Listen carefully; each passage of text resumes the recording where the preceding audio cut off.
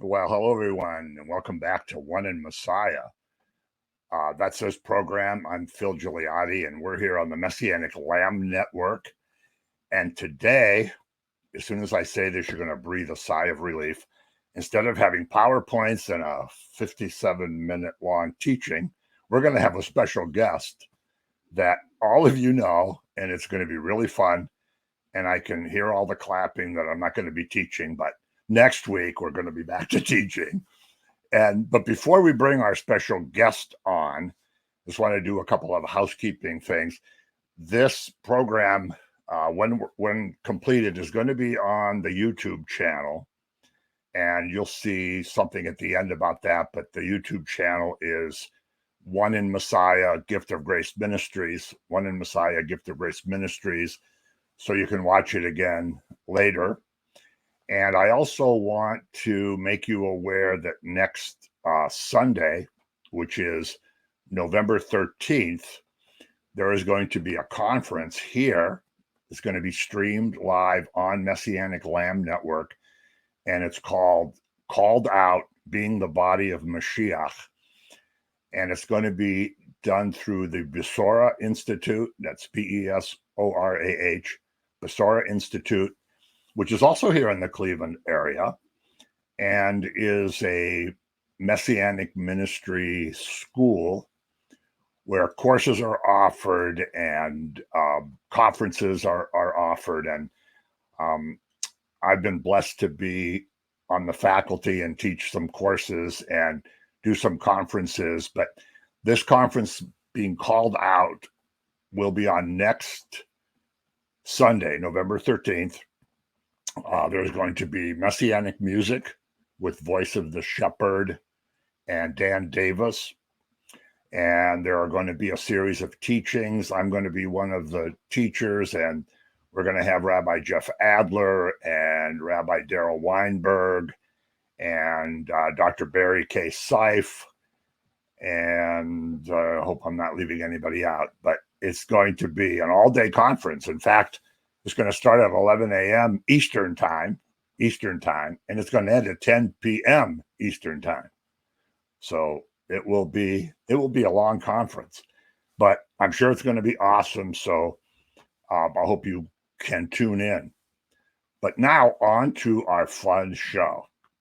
And I have someone with me today who I have to say has been one of the most powerful influences on me in my spiritual life, because immediately after becoming a believer, I was drawn into studying Torah and studying the rest of the Tanakh, but especially Torah. And I was at a Christian bookstore one day back in the mid 90s, and I saw this CD cover, which had some sort of Hebrew looking stuff on it. And I was looking at it, and the girl who was working behind the cash register came out to me. See, I'm old, so I say cash register. I don't know what they're called now. But this girl came out to me and said, "Oh, once you play this CD, you'll just keep playing it over and over again." So I said, okay. So I bought it with a bunch of other stuff and got into the car and unwrapped it and put it into the CD player. And at that time, I had a primitive CD player that I had to plug into the cassette tape thing. But I played the CD all the way home. And that was probably, 27 years ago. And I'm still playing the CD. And that CD was called Shalom Jerusalem. So that being said, you probably know who's here today. And as I said, this man, I'm going to add him on the screen now. I have Paul Wilbur with me here today from Jacksonville, Florida. The Paul. real Dr. Phil. The real Dr. Phil. Yes. That's what your friend Marty Getz always calls me, the real Dr. Phil. And I say very few people have had impact that Paul Wilbur has had on my life, between the music and knowing him personally and traveling all around the Midwest and the East Coast, wherever he was appearing at a church or a conference or whatever Mm. it was, we would show up. And then I had the honor of being on his board for the ministry. So I see him in Jacksonville once a year. And um, not long ago, I think 2 weeks ago, a little less than 2 weeks ago now, we were in Huntsville, Alabama at a conference. And he can explain why he had to leave early because Mm. of something that was happening in his family. And before we have him start talking, I want to show you, and this picture was taken about a year ago. I want to show you this picture because not only is he a friend and his wife Luann a friend, but his two sons, Nathan and Joel, have been calling me Uncle Phil since I think they were teenagers. I think since like the late 90s when I first Mhm. met guys. And then when they got married, um, Shay and Malky also started calling me Uncle Phil. And Caleb, who is Nathan's first son, called me Uncle Phil, and he even named a stuffed shark Uncle Phil the Shark. So I hope he's doing well. His little brother doesn't know me yet, and his little cousin Shiloh, I met once in Philadelphia with his other grandfather, who is Joe Chernoff. And so Paul's family has been kind of like family on a very real level. In fact, his two sons, whenever they email me or whenever they text me, they always start saying, "Hey, Uncle Phil, what about this?" And it's just been delightful. It's just been a real honor. And so Mm. we're going to bring him on. I think I have it positioned right. Oh, there we go. And have him say hello. Hello. Well, howdy. It's great to be with you, the real Dr. Phil. Yeah. And as you know, that picture that you just put up of my family is not fake news, it's just old news because Yes. there is another addition to that picture. And the reason that I had to leave Alabama early, two weeks ago, because the little guy that's not there in the picture, Milo, his brother Shiloh, is being held by his dad Joel on the right side of the screen. He's now Shiloh's a lot bigger than that. These kids are they're growing by the minute. Mm-hmm. Caleb, that's on the far left, hugging his mom, and he's got a difficult time getting his arms around his mom because she not only is holding the 1-year-old in her arms, but she's also pregnant and due in February with another son. So we have five. Well, we have five. We just haven't seen number five in real time yet. Uh, and we're willing to wait. We've got a couple more months to wait. But Milo just showed up.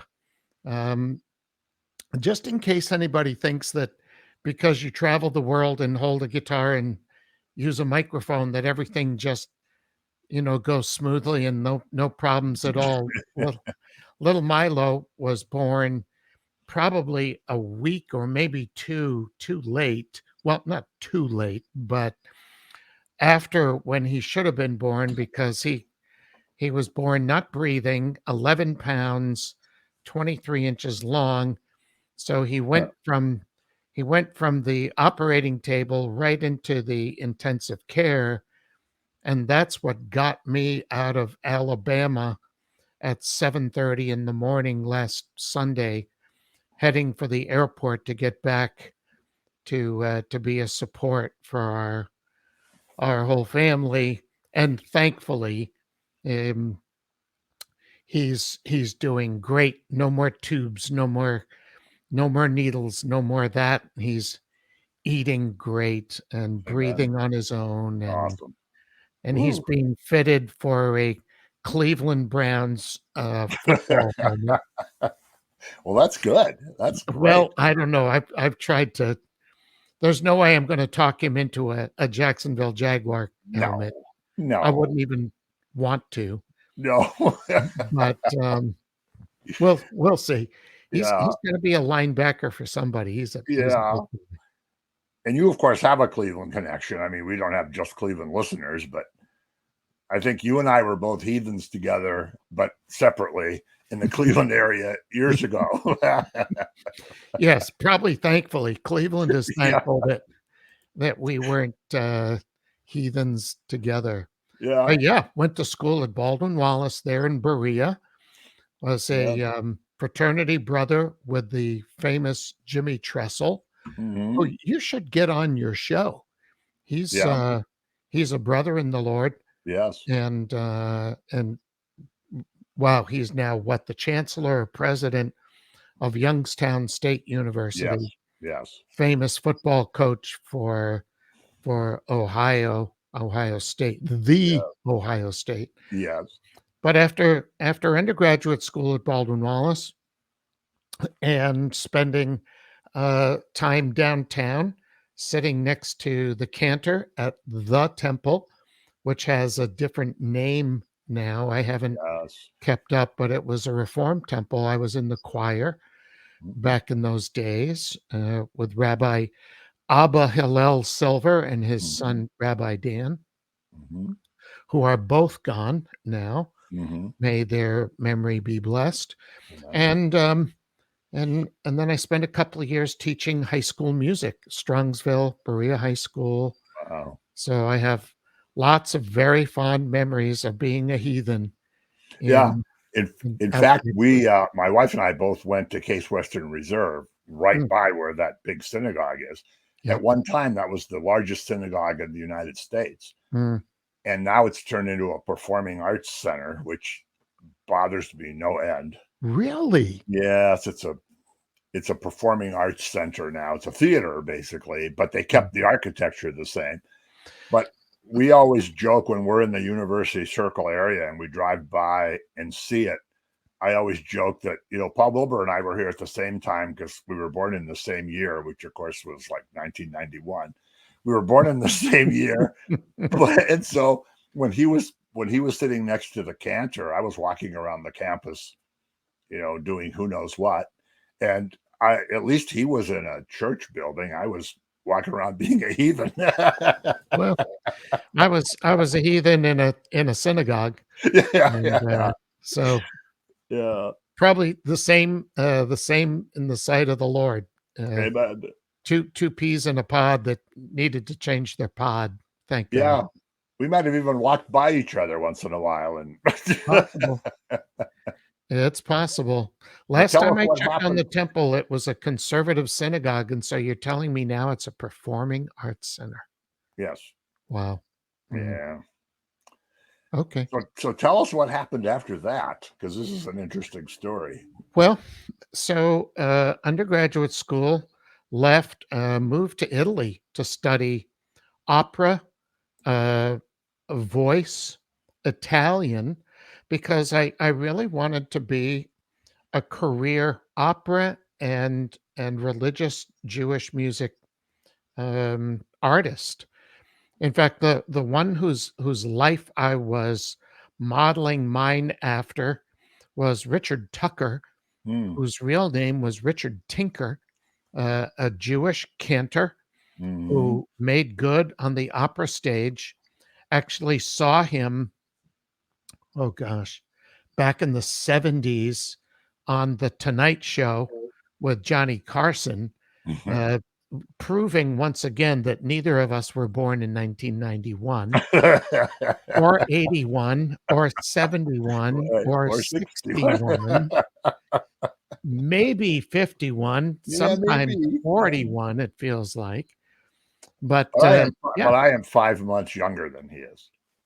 well, you can tell. I can tell, You've taken good you've been taking good care of your skin, yeah. and, But not my hair. somebody else has been taking good care of your hair wherever you left it. So spent that year in Italy, in Milan, Italy, came back, Taught a couple of years high school music in Strongsville and Berea that I mentioned before, teaching class guitar and vocal music, choral music in both high schools. I split my day for 2 years between the two high schools. And then, even though I really enjoyed that, I don't know why, Dr. Phil, it was so enjoyable. I loved teaching. For there Mhm. was, I still wasn't born again. Mhm. Um, and at 22 years old, maybe I was enjoying the 18-year-old senior girls. Um, but that we're not going down that rabbit hole. No. Um, so that may have been what kept me in the school was Uh-huh, uh-huh. all the pretty girls, because it was a pretty girl who got me to go to church. After I left Ohio, I went to follow my nose and get a master's degree in vocal music and religious Jewish music at Indiana University, which at the time, and it still may be true today, was the leading music school in the world, great reputation. And it was there that a pretty girl asked me to go to church. I had nothing better to do on a Sunday morning than to follow pretty girls around. So I did. And I heard a sound. I heard a sound that morning that shocked me. I couldn't believe what I was hearing. I'd been to church before. It wasn't that I was afraid of going to church, um, but I was expecting to hear sub quality music. I was expecting to hear and experience something that was just kind of, I'm sorry, lifeless and just kind of, like the synagogue. You've got your routine that you go through.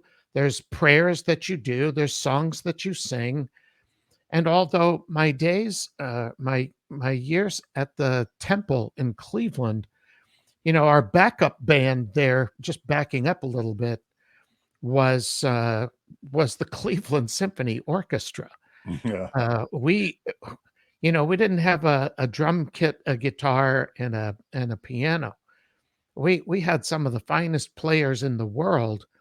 The choir director there at the temple was the principal organist for the Cleveland Symphony Orchestra. And not only was he an amazing musician, but he wrote and scored most of the music that we sang. Mm. So I was quickly becoming a music snob. So when that pretty girl asked me to go to church, I knew what to expect. It would be very uh, subnormal. It would be barely bearable.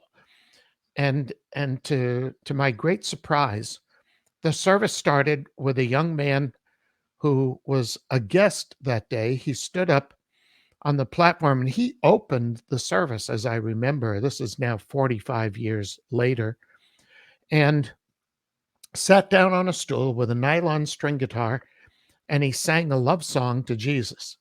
Wow. That didn't offend me. I expected that, um, but I didn't expect to hear what I heard. A beautiful voice, obviously had some kind of training, but not overdone, Mm. not a classical, deep down in the throat operatic thing.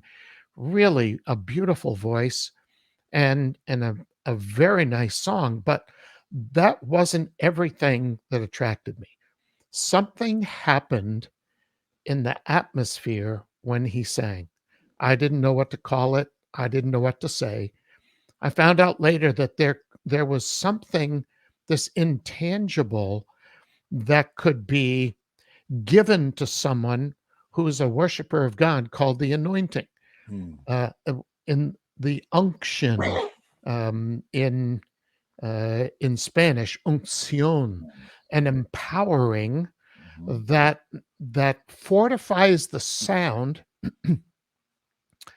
and gives it another worldly kind of power, authority, um, feeling for the listener.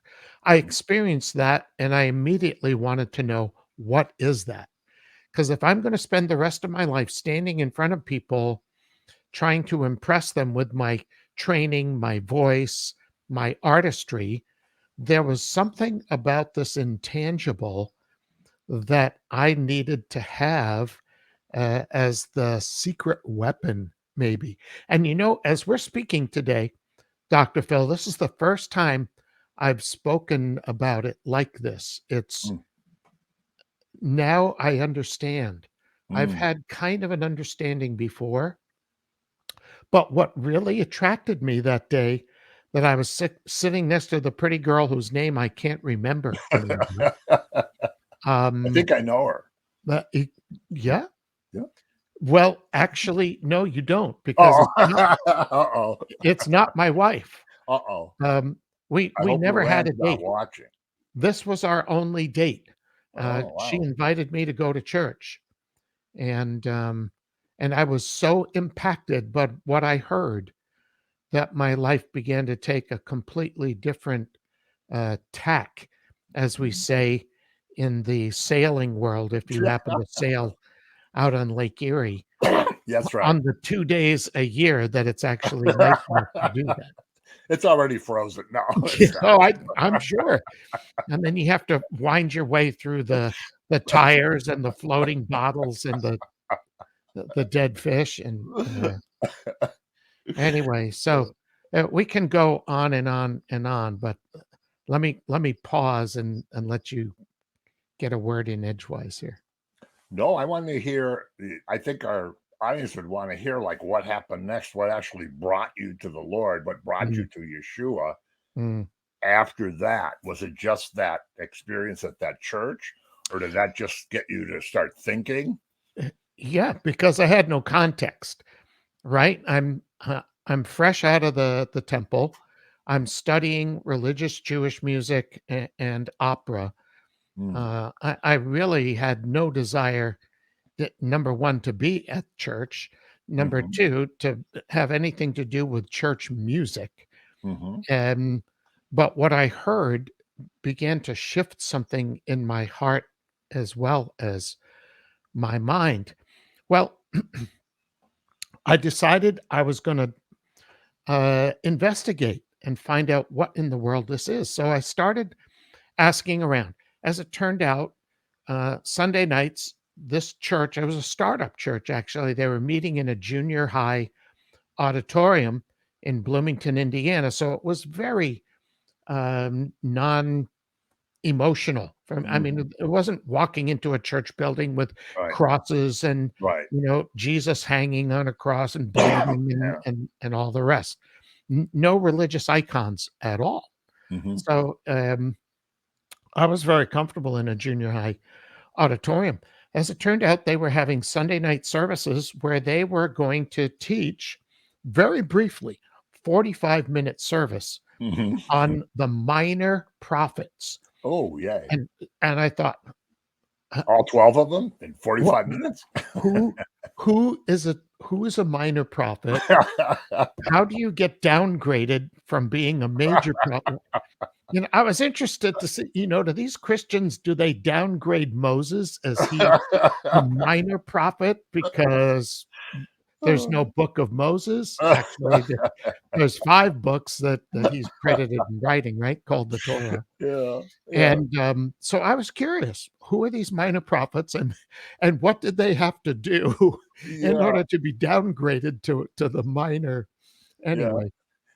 So, I started going on Sunday night. It was a quick walk out of my dorm, the graduate dorm, over to the junior high, 45 minutes. I didn't have to do anything religious. I didn't have to get on my knees, bow my head, anything. They didn't even have to torment me with church music. So, it was just a teaching, a Bible study. Mhm. And I started asking, "Where's that guy who sang a couple weeks ago? I want to talk to him."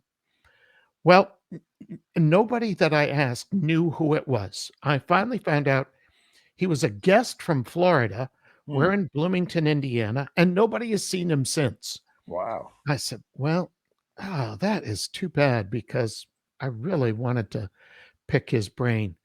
Anyway, one of these Sunday nights, to make a long story longer, um, they said, "If you are a graduate student and you would like a free meal," Oh.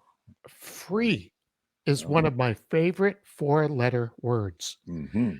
Back in those days, I used other four-letter words, but free was one of my favorites. Yeah. I was working a couple of jobs to put myself through graduate school, and a free meal on Sunday night when the cafeteria was closed was great enticement. Hmm. So they said, "Circle your name on this attendance pad.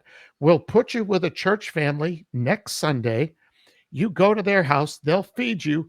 Come here for your 45-minute teaching on what you need to do to be downgraded to a minor prophet, and you're good to go."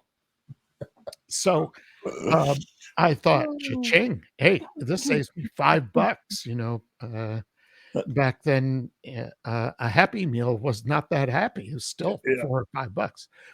Anyway, so I circled my name. They sent me an address and a phone number. Halfway through the week, I was getting cold feet, and I called the number, Jerry and Carla Williams, to Mm. tell them I couldn't make it because I was having finals, which was a total lie. I but I was just concerned about what was gonna happen to me in a private Christian home where they're feeding me. What am I gonna be what am I gonna have to Yeah. do You're gonna in be on order the to get a spot. free meal? Oh. Yeah. So I called 2 or 3 times. They didn't have an answering machine, Mhm. and they didn't answer the phone. So now it's Sunday afternoon at 4 o'clock. Now I have to go. I can't just not show up. So I got a buddy to go with me, Ed Carr, who was graduate school along with me, met him in the school, an amazing piano player. He was in the master's degree program for piano, understudy of a very famous world concert pianist called Georges Boulez. Anyway, Ed, he comes into the story in just a couple of lines. So anyway, we I got him to go with me. So just in case this is some kind of a Christian trap, Yeah. we Yeah. can tag team and get out of there before they make us pray the rosary or something.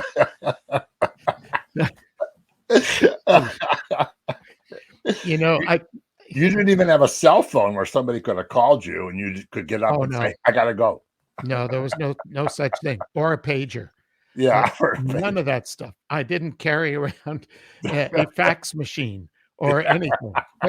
There's no getting out of there. No. So Ed and I walk up the path. It turns out to be an apartment building, not a house, and knock on the door.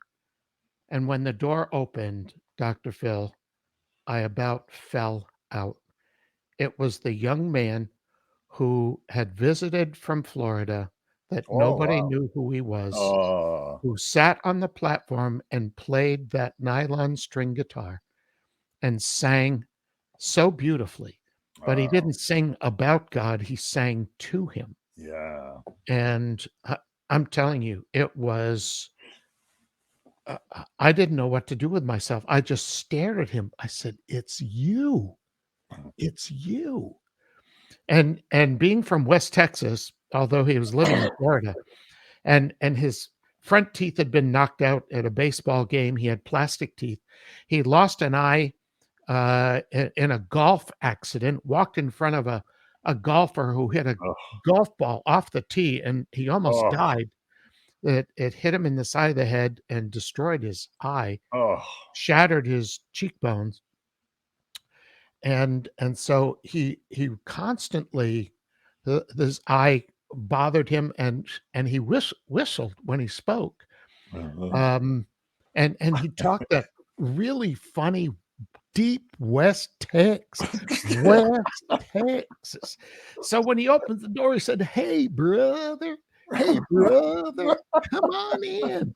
It was like walking up to the castle of the Wizard of Oz. The whole experience was so bizarre, so bizarre.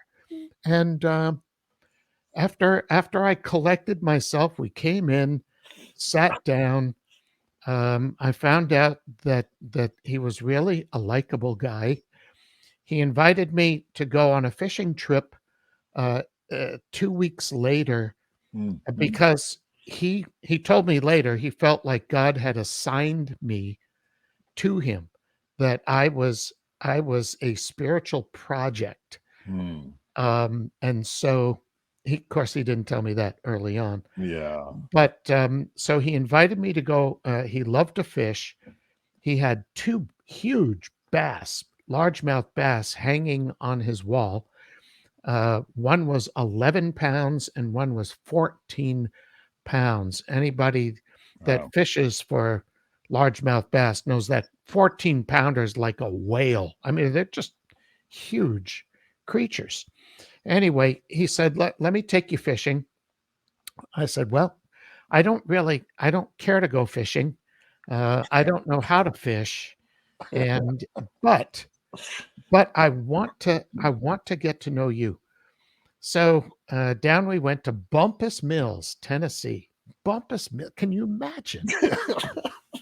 I'm from the sophisticated town of Boston, Massachusetts. Yes.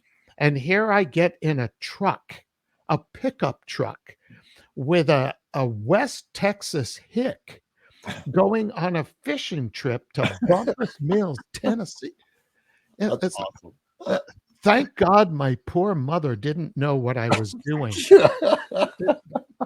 She would have probably taken me out of the will. Yeah. But anyway, that first night, I sat down with Jerry.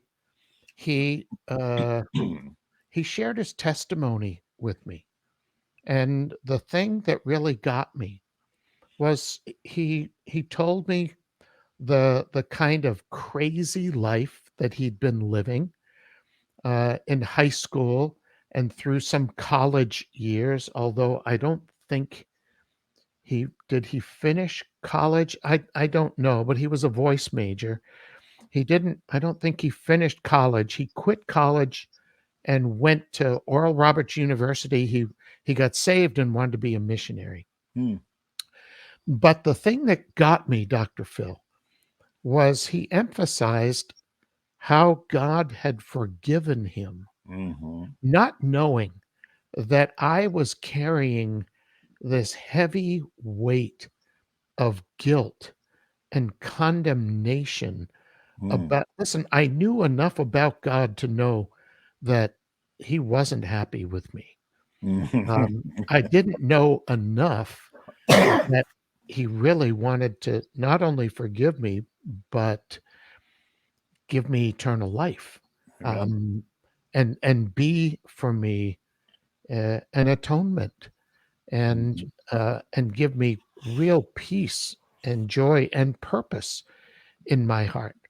And but I heard all that night. It was March 25th of 1977.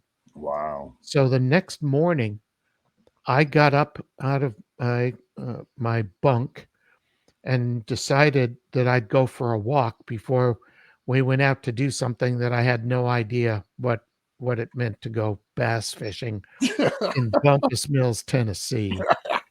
And so I went for a walk. And as I did, it was like 5:30 or 6 o'clock in the morning. The sun was just coming up through the trees. It was a beautiful spring Tennessee morning. The air was just beginning to warm. And then I got this weird feeling that someone or something was following me. This is a very remote area, Bumpus Mills.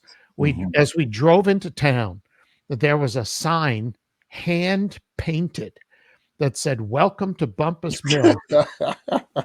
Population 17. Not 1,700, 17. 17. Yeah. And for those who are old enough to remember, the movie Deliverance had just come out. Yeah. And I'm probably in an area where they filmed that movie. Yeah. River running through it, backwoods, no grocery store, no for miles and miles. Anyway, at first there was this weird feeling that someone is watching me. And then all of a sudden the weird feeling changed to a real peace. Mm-hmm. And I thought, I wonder if this is God. Mm-hmm. And as I continued to walk, it's every time I speak about this, it's like it just washes over me again. And I remember looking at these tall reeds growing along the side of the river, fully expecting those reeds to bend with the footsteps of this invisible man, if you will, who was walking alongside of me. And it became so real Mm-hmm. and so comforting that uh,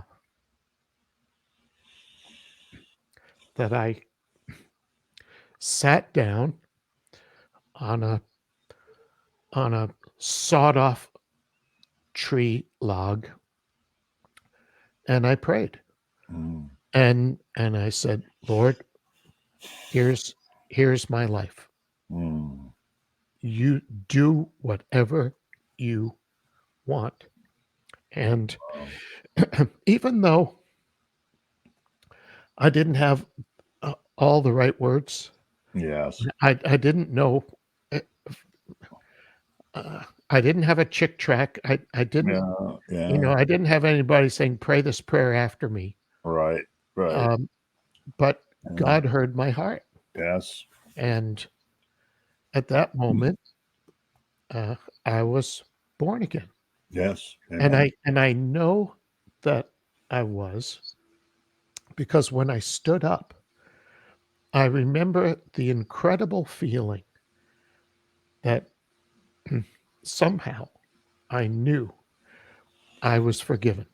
And Mm-hmm. all of those things that chased me around Mm-hmm. for years, Mm-hmm. things that I've never told and wouldn't tell any human being. Mm-hmm. Um, Mm-hmm. uh, I I knew that I was forgiven, Mm-hmm. and so I went back. And I have to say, I've heard you do this. I've heard you do your testimony quite a few times over 20 years or 25 years. Mm-hmm. And the first time I heard it, I still remember we were in Pittsburgh, Pennsylvania at a congregation called Shoresh David. Oh wow, Um, Rabbi Kipp, Jeffrey Kipp was the Jeffrey pastor Kip. then. Yep. And it was a Shabbat service. And we drove down because, it's only a couple hours from here. And we were sitting in that auditorium and you did your testimony. And as you said what you just said, it hit me because I know that I had that feeling Hmm. that you described where the peace came over me and I realized I was forgiven.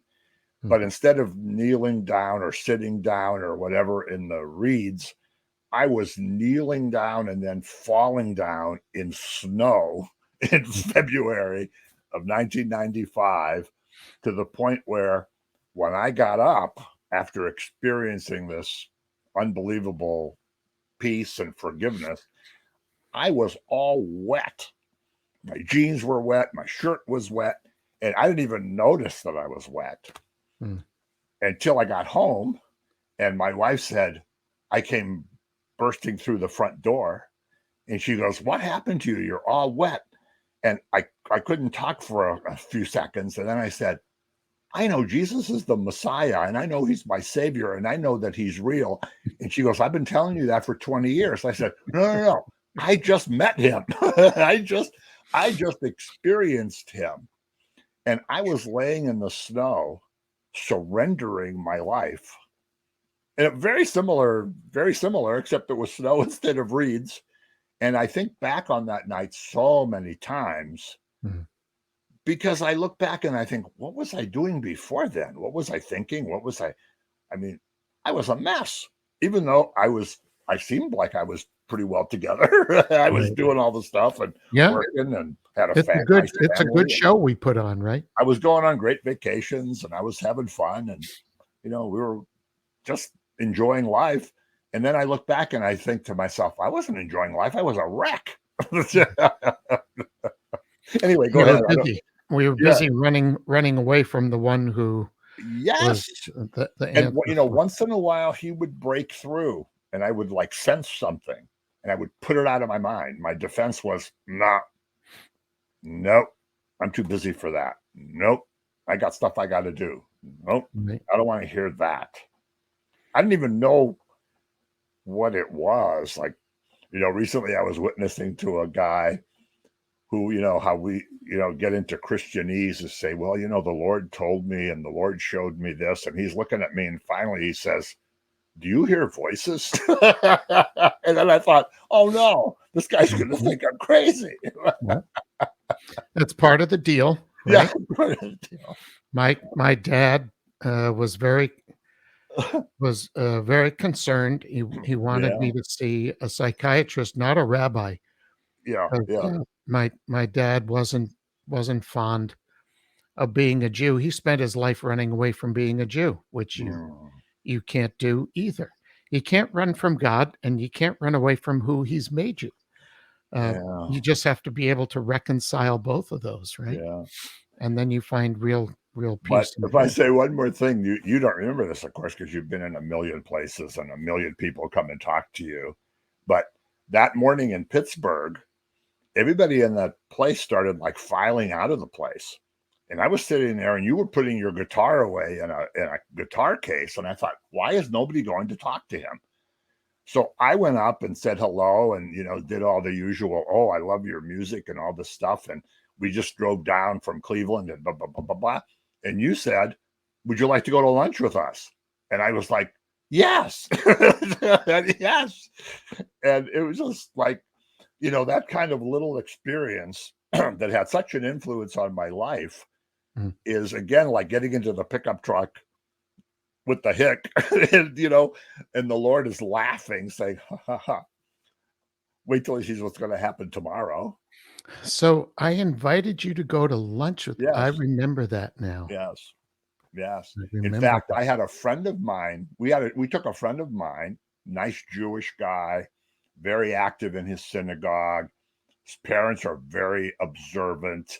Yeah. And we brought him down to listen to your music. And we had also taken him before that to, I think, 2 other places where you were. One was in Youngstown. I can't remember where the other one was. And he was interested in your music. He was actually playing your music. Yep. And later on, he said, well, I'm not going to break my parents' heart by telling them that I'm thinking about Yeshua. I'm just not going to do that to them. Yeah. And so he never quite,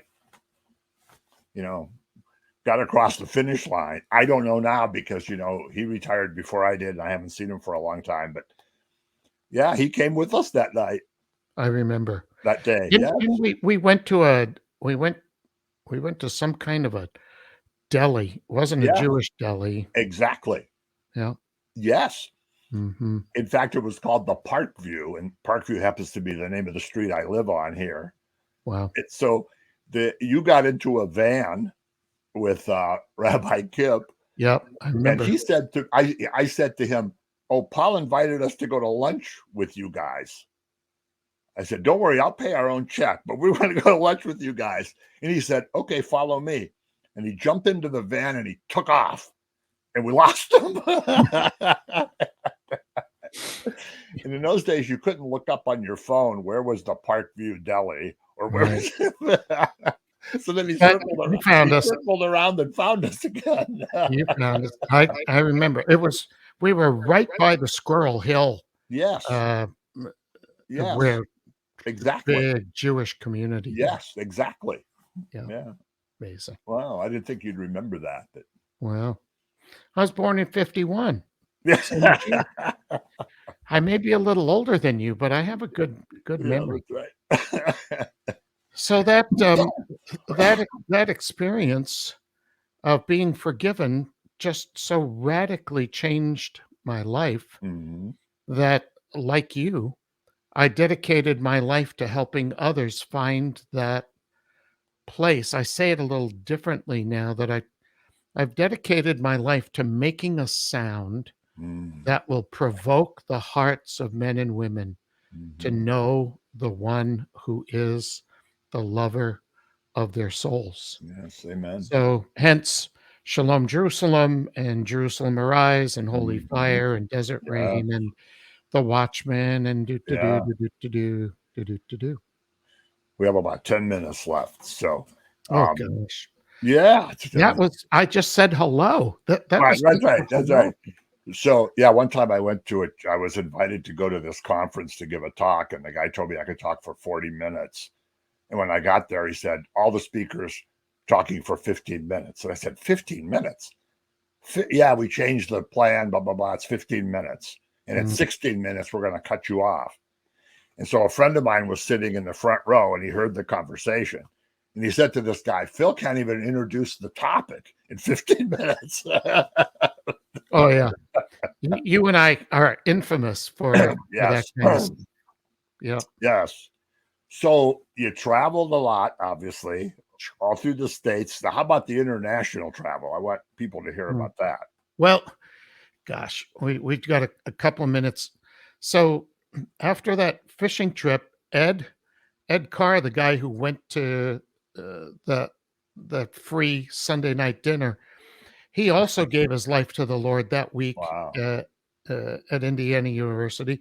Jerry Williams was the Mhm. guy who spoke with me and then spoke with Ed. We formed a group. There were three of us called Harvest, and we weren't singing together very long. We got signed by Zondervan Corporation.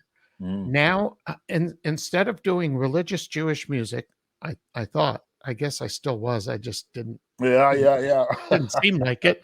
There was no Hebrew. It was, Um, a lot of country, a lot of yeah. folk, but Uh-huh. not a lot of Hebrew. And we had only been a group a couple months, and now we're signed with Zondervan Corporation, Milk and Honey label. Went from there to I put there are three of us Jews uh, in Rockville, Maryland. Yeah. I joined a Messianic synagogue with Sid Roth and bunch of Dr. Michael Brown and a Michael bunch of other Brown, yeah. guys that folks may or may not have heard of. And I had a group there called Israel's Hope, and we Mhm. signed with Maranatha Music. Mhm. And then in 1990, I moved to Chicago, and now I'm on my own again and signed with Integrity Music for 30 years. Mhm. Well, I'm in Chicago. I was associate pastor and worship leader of a very large church that continued to grow, grow, grow. And the pastor told me, "Listen, your traveling days are over. This Mhm. is this is where you need to focus. This is Mhm. this is your home. This is your family. Mhm. We'll pay you well," which he did. I was one of the highest paid worship leaders, I think, in the world at that time. Not much anymore at today's rates, but then Yeah. it was really good. Yeah. And then Integrity Music called and said, "We want you to do a live recording in Jerusalem during the Feast of Passover. Can you do this?" Wow. And I said, OMG, Mm. I have to do this. Mhm. And so I went to the pastor. I said, I have to do this. He said, "Mm-mm, you don't have to do this." I said, "Yes, I do." He said, "No, you don't." I said, Yeah. I I have to do that. In fact, it's on the back of the record. What was it ever a record? No, it was a cassette, then it was a CD, then it was a a videotape and then it was a DVD. But right there under my picture on the back, it says, I was born to do this project. Yes. And Yeah. it was It's on really the back true. of the CD for sure. Yeah. Yeah. And so in 1995, when I left to do that, I felt like the Lord, another long story we don't have time for, but I felt like he commissioned me and he said, if you'll ask me, I'll give you the nations as your Mm, inheritance. So mm, I asked. And the very first trip that I made out of Chicago was to Israel. The second trip I made was to the Philippines. mhm, And then it was now to date, it's been more than 80 nations. We sing and minister in more than 5 languages, six if we include Hebrew, although I don't preach in Hebrew. Um, and last 2 weeks ago, I was in Monterrey, Mexico, with over 30,000 people mm, worshiping the Lord in Spanish. mm, We'll be in Peru again. I was just in Peru a couple weeks ago. We're going back for another 30, 50,000 people stadium. And it's because, Phil, it's not because I'm so great. It's because the one that we serve is so great and amen. people are hungry. Yes. And when you have something to say, when you have something to sing, they Yeah. want to hear it. Yes. And wow. And like I said at the beginning, your music just got into me, and I was a new believer and I was sitting playing Shalom Jerusalem. I was trying to study Torah, saying, I don't get this. And my wife Joan got me a sixth grade Bible commentary that was, for a Sunday school. It was a sixth grade book about the Old Testament. So that I could Mhm. understand. So that was my first commentary. So I Now, was did that making include notes. the minor prophets? Were the minor Minor prophet, prophets in yes. there? I always have this idea like Isaiah runs into Joel in heaven and says, I got 66 chapters. You've got what, three? 3. Three chapters? Or they stretch it to 4 in the Hebrew Bible. That's right. Or Mhm. yeah, or did you write that all in one day? I got 66 chapters, you know. But yeah, Just as profound. That Joel guy is just as it's profound as profound. Isaiah. And Zechariah is my favorite minor prophet. Mm. I get a lot of people. A lot of people look at me like I'm a nut job when I say, "Well, my favorite major prophet is Isaiah. My favorite minor prophet is Zechariah," and they'll go, "You have a favorite minor prophet?" I go, "I do." What's the minor prophet? Now we're right back to 1976 again. Yeah, but that music just, I can't even tell you what it did.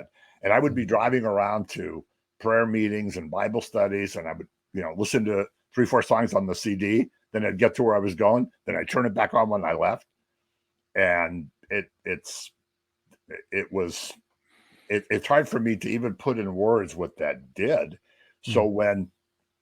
when we found out, you were at a church that was 300 miles from here on a Saturday, said, let's go. Of course. It's I only would st- I 300 would miles. I would sign out to one of my colleagues and say, "Look, I got to go out of town this weekend, so cover for me till I get back Sunday night."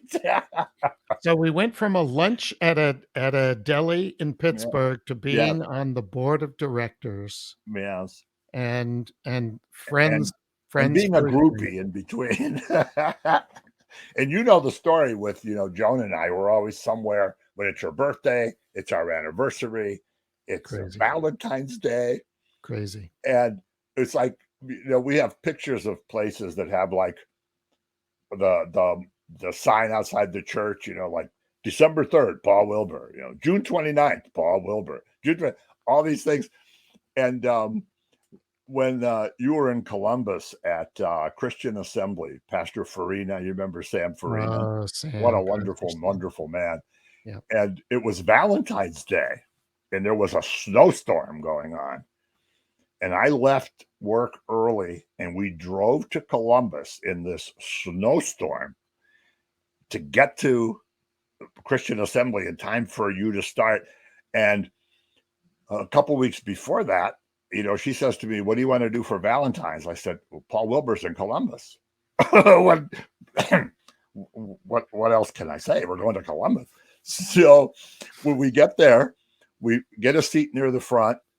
I go in the back, and you were walking in the door. So we walked down the aisle of Christian Assembly, past where she was sitting.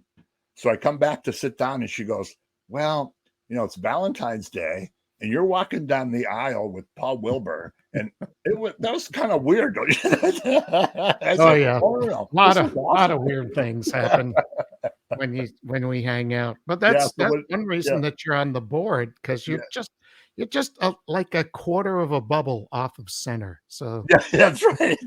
that's what we like.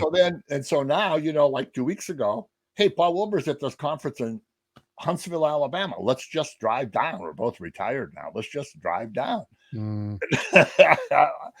I've met with Michael Brown in his office, and who's amazing. And, we used to joke, you and I used to joke about Marty Getz being on the radio show. And we'll have to do the radio show again, too, one of these days. But we literally said, Paul Wilbur's at this conference. It's only 1,100 miles. Let's just drive down. And then I dumped you. I ditched you. you. No, that was quite all right. We made some great friends there. Good. But wow, so this has been really good. We're gonna have to do this again. I'm happy because we only got through like a fourth of your stuff, and I'm already going overtime. If that. Yeah. So I want to thank you for being on. Start thinking about another Thursday afternoon that you can do this. Okay. And we'll do part 2. Great. We can we'll just party Thursday afternoon. Party. Yes. Party time. Yeah, and I do want to come down to Jacksonville and just hang out for a couple of days. You need to, because we both need to finish our stories, and we can't do it. That's right. Okay, well, I'm going to close this out. So thanks, everybody, for joining in, and come back again next week, where you're going to probably be subjected to one of my teachings.